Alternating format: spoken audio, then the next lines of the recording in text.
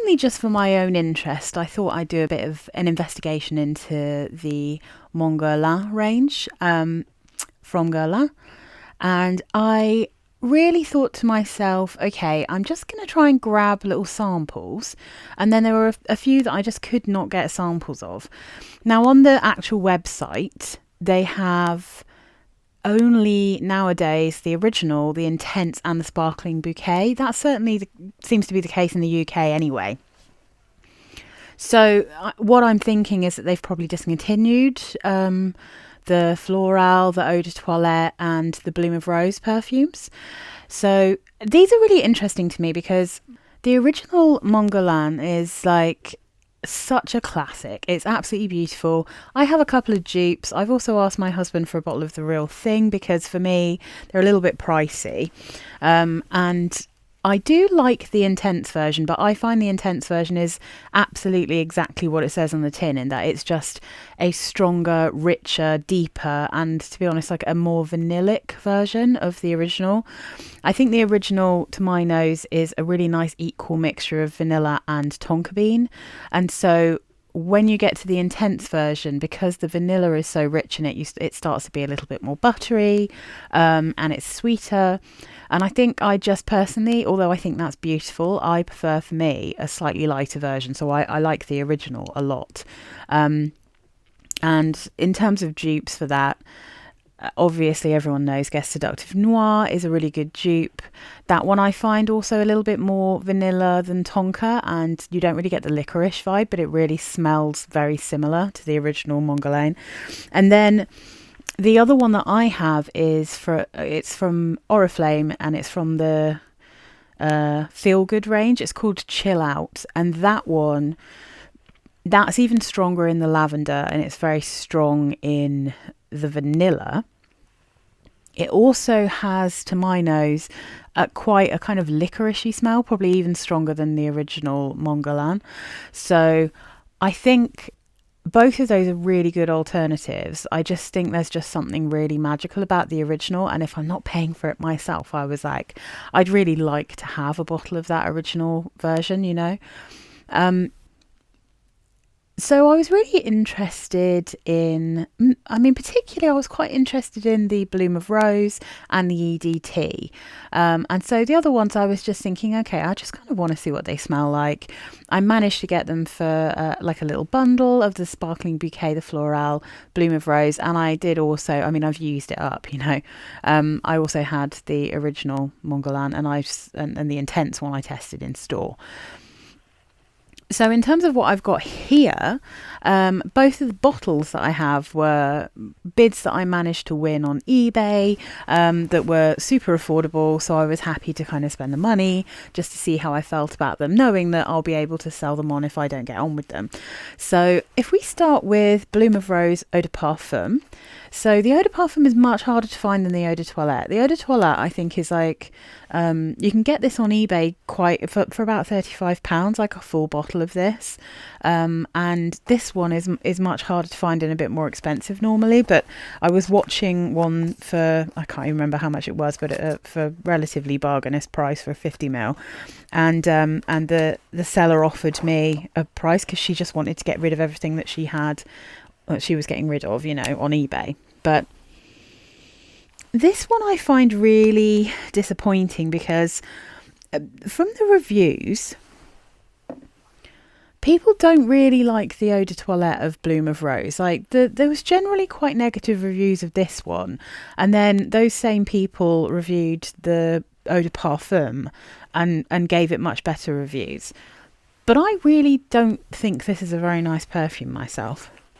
There's something in it that, firstly, it's nowhere near as sweet as I thought it was going to be from the reviews that I'd seen, but it's also, I think it's really lacking in any of the original DNA of Guerlain, and so it's also a little bit screechy, sharp. I think it smells quite chemically to me.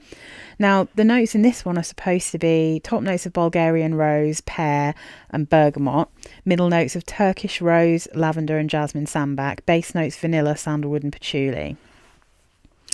Now, this I think is I think this might be one of the more recent flankers. I think it's one of the newer ones that came out. And what I get in the deep dry down of this is that tar smell that I often get in modern perfumes. It smells like possibly some kind of synthetic musk, I'm not sure. Or maybe it's literally some kind of synthetic kind of chemical that's supposed to make perfume stronger and last longer. Because it does tend to be in perfume. I mean, it lasts forever. It's also in a lot of vegan perfumes. So, yeah, I think I think that combined with the patchouli means the dry down of this is something I find genuinely quite unpleasant. But when I first spray it, I get quite an old-fashioned smelling sharp rose. I get very little lavender and I get very little pear, and there's not much vanilla. So this to me smells a little bit closer to a fresh rose and patchouli scent with a little bit of jasmine. Now, I'm not a fan of jasmine generally. I definitely don't like jasmine sambac, but I really, as it turns out, smelling these, I do not at all like the jasmine in the Guerlain perfumes. I think that it smells... It to me veers into cleaning product territory. I find that with quite a few, especially jasmine with citrus, in quite a few perfumes, if it has a jasmine note and then citruses, a certain type of jasmine to my nose. I find this in Lolita Lempicka, in their Elle La Aime perfumes. It really smells like a cleaning product. And chemically in a way that I can't enjoy. So this one is not one that will be staying in my collection. I just genuinely dislike this. I don't think it's very nice. And not to blow everyone's mind, but I actually think that the Eau de Toilette is much nicer. So Bloom of Rose Eau de Toilette. What does it actually say on here? This says lavender, jasmine sambac, there it is again, orange blossom and rose. This one... It's unusual, definitely. It's lighter. But because it doesn't have that patchouli, and I think there's definitely less of the jasmine-y smell in this. There's also less rose, to be fair. This one, I think, it starts off like a cleaning product, for sure. And then it kind of softens out to just smell a little bit like a kind of a slightly... citrusy bouquet with just a hint of vanilla. You don't get a huge amount of lavender in this. Again, there's not much of the original DNA going on here. So the notes are citrus and lavender at the top, middle notes of neroli, Bulgarian, rose and jasmine sambac in the mid, and then the base is Tahitian vanilla and sandalwood. So this is not one that I would really choose to wear either. I don't particularly like this one, but I do much prefer it to the Eau de Parfum. I feel like the Eau de Parfum is just a bit of a mess. I can see why this was discontinued so quickly.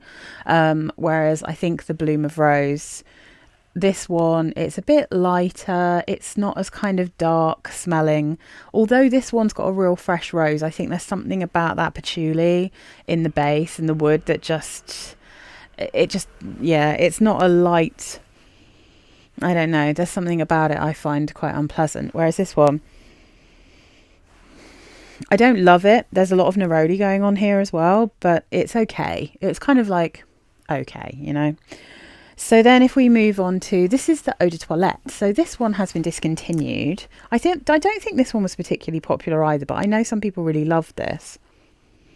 The Scented here on YouTube, she loves this perfume. And as she always says, it works really well with her skin chemistry, so that's probably why. Now, I was really interested in this one. I thought it looked really cute. Again, I got it for a steal on eBay, this partial bottle. I'm just going to have a little sniff. I find this one super chemically as well. So this one on my skin turns into TCP. It smells like antiseptic. So at first, when I spray this, it smells like a citrus and floral cleaning product. And then it dries down, and it definitely gets better as it dries. because what happens is the sweet notes from the base start to come through, but then the kind of complete dry down is a hint of the original Guerlain, with the kind of sweet base notes, and then this just real antiseptic TCP smell. So I think that is something that won't happen with everyone's skin chemistry, but for me personally, again, the jasmine sambac in this is a disaster for me. So top notes: lavender, mandarin orange and bergamot. Middle notes are jasmine sambac, orange blossom and ylang ylang. The base notes are Tahitian vanilla, caramel, orris and violet and benzoin. Now, I get on quite well with benzoin, but benzoin can be a bit tricky. Sometimes it's very strong and dark smelling. Sometimes it's like, it tends to warm things up, but it can be slightly antiseptic, because I think it also sometimes can have this resinous, spicy vibe that I definitely think when mixed with a lot of jasmine is a disaster for my skin personally. Sometimes it kind of turns into almost like a gingerbready smell, and then I can deal with it, you know. I quite like that warmth, that spicy warmth. But this one for me, again, it just goes medicinal. It's a shame because the caramel in the base of this is very pretty. You definitely do still get a bit of that lavender, and I love ylang ylang, but it just doesn't really work on me. And I think the violet also gives this like a brightness, but for an eau de toilette, it's actually quite strong. And I think because of that benzoin and caramel, it doesn't necessarily smell kind of bright and fresh the way that I would expect an eau de toilette version of Guerlain to smell. So yeah, this is an interesting one. I can see that some people would absolutely love this. It doesn't particularly work on me, so it's not one that is going to stay in my collection either. So, you know, so far, not loving. And then we get to Sparkling Bouquet. Now, Sparkling Bouquet, and the reason I'm talking about that one next is because I think I understand why what they've kept is the original, the Intense, and the Sparkling Bouquet. Because for me, the Sparkling Bouquet is kind of what I would expect just the Guerlain eau de toilette to smell like. I feel like it's fresher, it's lighter, it's brighter, but it has enough of that original DNA to smell recognisable as a Guerlain. So if I give it a sniff, there's something pretty about this one, and it does remind me, it's odd because there is a very small crossover, despite it not showing up in the notes, between the Bloom of Rose and Sparkling Bouquet. If you told me there was rose in this, I would entirely believe you. I think it's interesting that it doesn't have any rose in it, because I get a bit of a rose vibe. So in here, it says Beaming Smile, Fizzy Pear, Jasmine Sambac again. They love it. And the Jasmine Sambac in this is it's my least favourite part of it. As you can see, this is a very pretty bottle. Again, it's basically the same as this. I think the liquid inside is a different colour, but it has the silver. So I feel like, to all intents and purposes, this has actually replaced the EDT. Let's put that back there. So Sparkling Bouquet has notes of pear, bergamot and mandarin orange in the top. Middle notes are lavender, peony and jasmine sambac. Base notes are Tahitian vanilla, white musk and sandalwood. Now,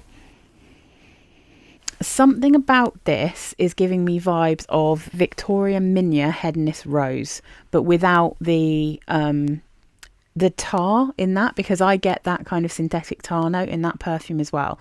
And unfortunately, it's like the only one from my Hedonist collection, my little travel set that I got, that I'm going to have to pass on, just because it is just, I can't wear it because of that tar note. But it has a wine note in that. And it's like, it's not a sharp wine. It's a kind of slightly warm, gently spiced by cloves. But it's a beautiful rose perfume. If you can't smell that tar smell, it's actually heaven. And I didn't used to be able to smell that back in the day, but something's triggered in my brain, and now whenever that chemical is in a perfume, it's all I can smell. So I can't wear it. But this one, it just has a whisper of that perfume to my nose. Like, so it kind of smells a bit like that. I feel like this is predominantly, when you first spray it, it's a beautiful juicy pear. Fizzy pear is right. It's really bright. It does sparkle. Then you get quite a decent dose of lavender with this. And I think the next kind of floral in line, really, or the first floral in line, I should say, is peony. But the peony is really well tempered by the juicy kind of fructose sweetness of the pear, and then just a hint of vanilla. I would be happy if this didn't have the jasmine sambac in, because I think it's giving it a soapy vibe.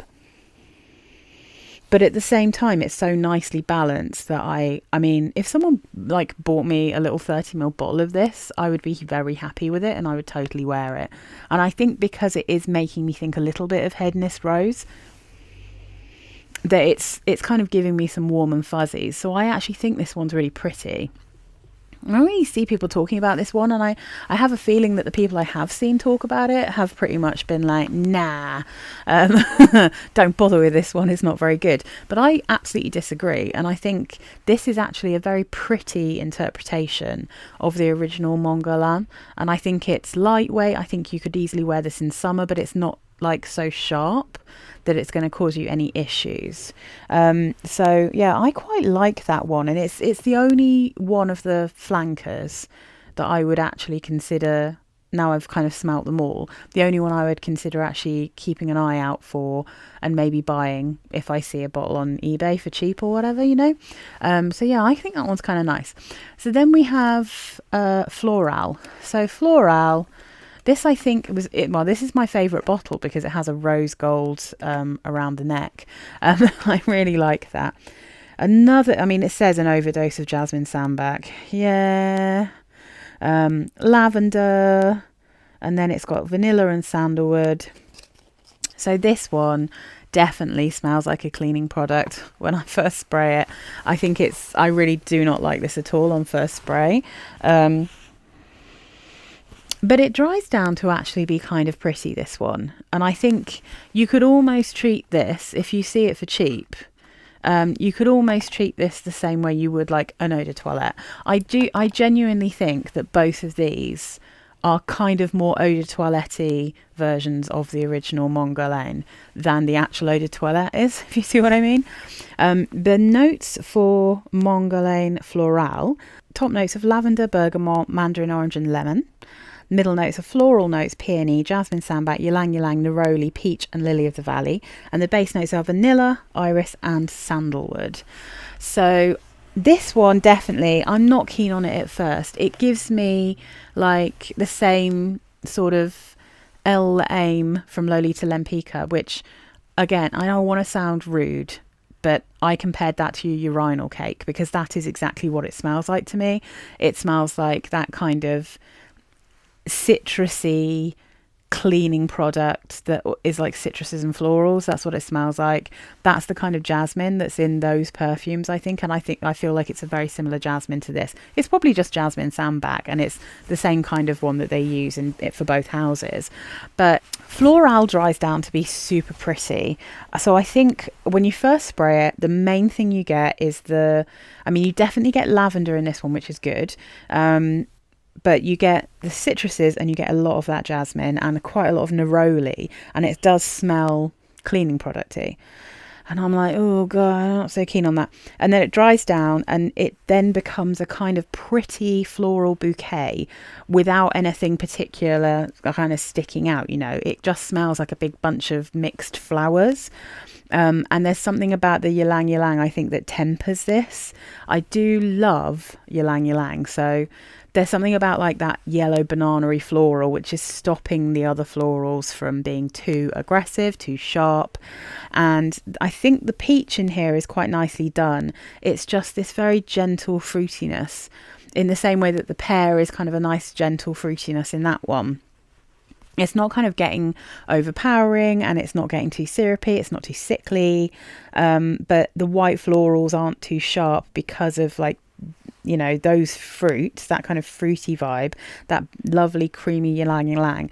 And then you've got that soft iris, the creamy kind of powdery sandalwood, and a very gentle vanilla, just like bringing it full circle, if you see what I mean. It's just bringing it back to that more comforting Guerlain vibe. Yeah, I actually think, like, in the deep dry down, this is one that I would happily wear.